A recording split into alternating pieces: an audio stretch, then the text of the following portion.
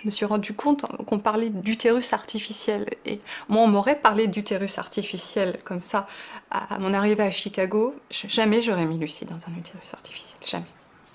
Jamais.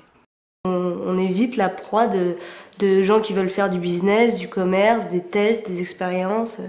Les gens n'en ont aucune idée, c'est vrai que les gens n'en parlent pas, alors que mes recherches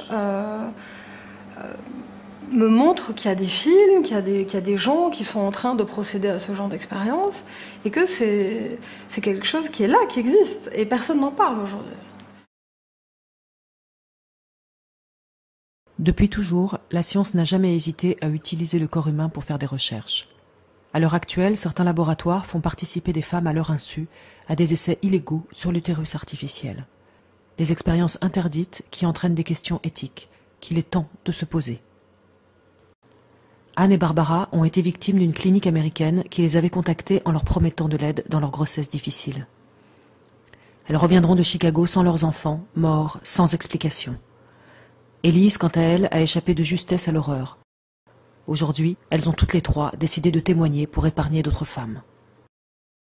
Suite à mes nombreuses fausses couches, j'ai pris l'habitude en fait, de discuter sur un forum de femmes enceintes, comme il en existe beaucoup. J'ai commencé un petit peu à regarder tous ces forums. Aux États-Unis, il y en a beaucoup. J'ai regardé sur des forums, j'ai parlé avec des filles, j'ai regardé des sites, voilà, mais bon, sans vraiment prendre ça au sérieux, mais un peu avec une anxiété de début de grossesse.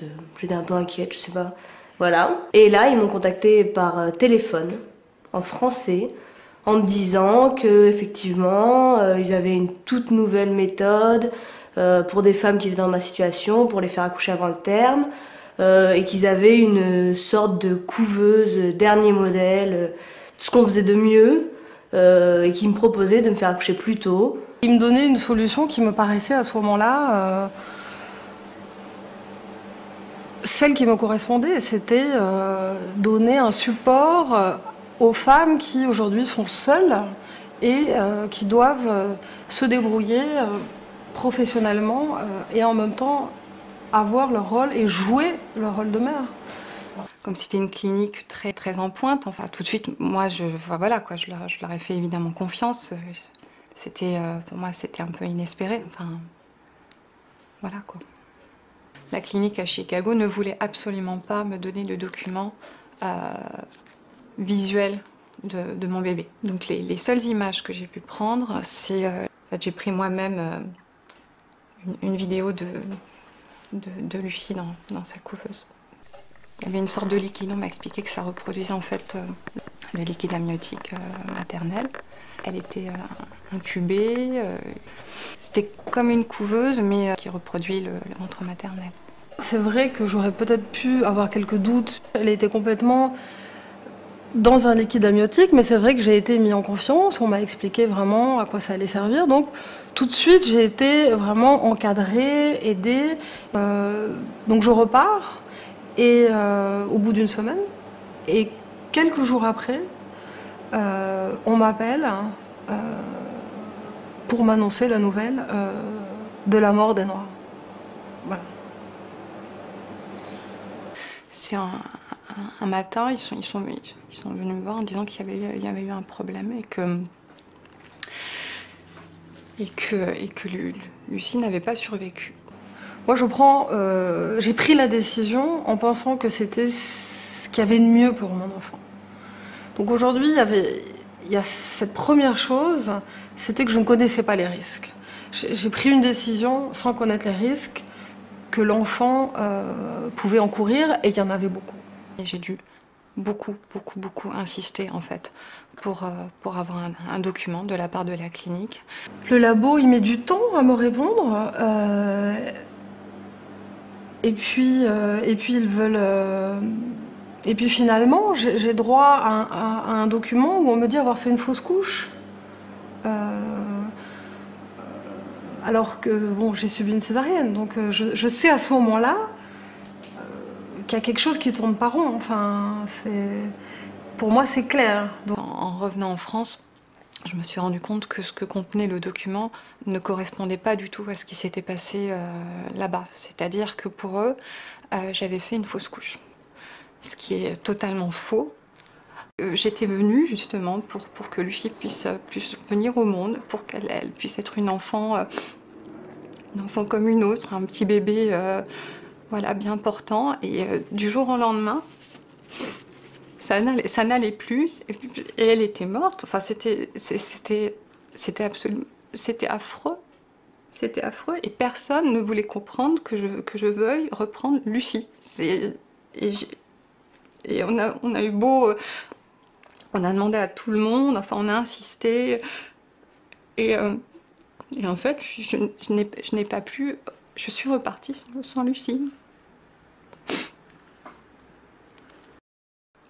Je me suis rendu compte qu'on parlait d'utérus artificiel. Et moi, on m'aurait parlé d'utérus artificiel comme ça à mon arrivée à Chicago. Jamais j'aurais mis Lucie dans un utérus artificiel. Jamais. Jamais.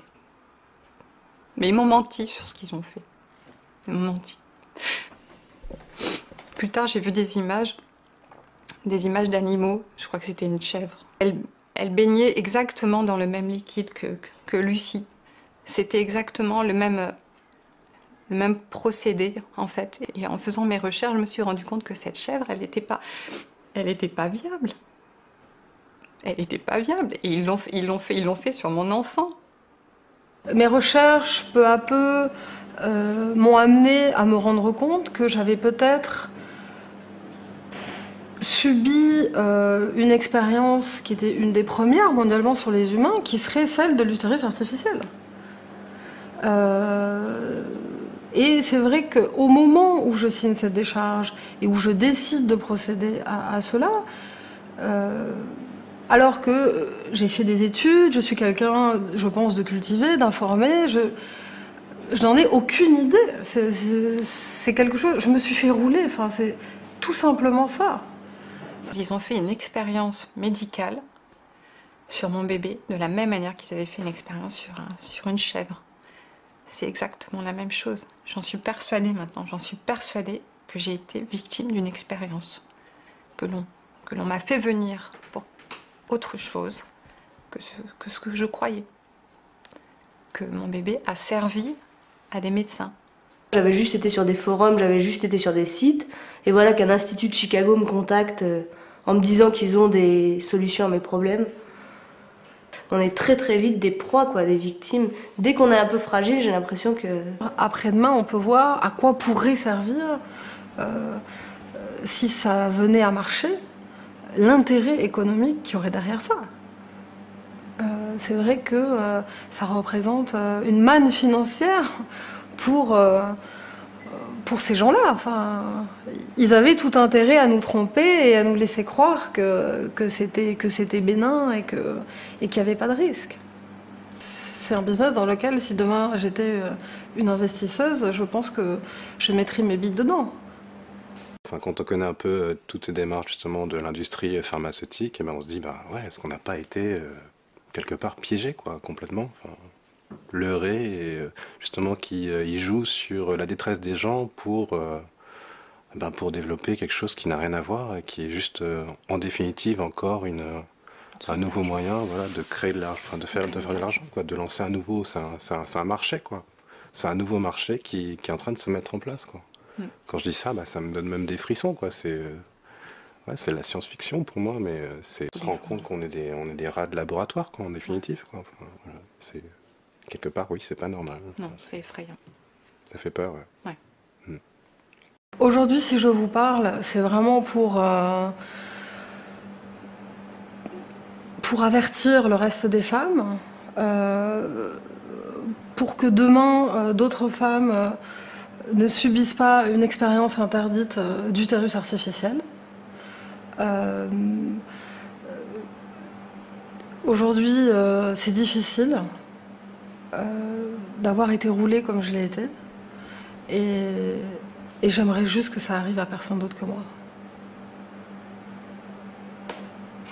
Actuellement, je suis persuadée qu'il y a d'autres femmes, aux États-Unis, sans doute, qui ont vécu une telle expérience, mais qui n'osent pas en parler, parce qu'elles se sentent coupables ou qu'elles ont peur.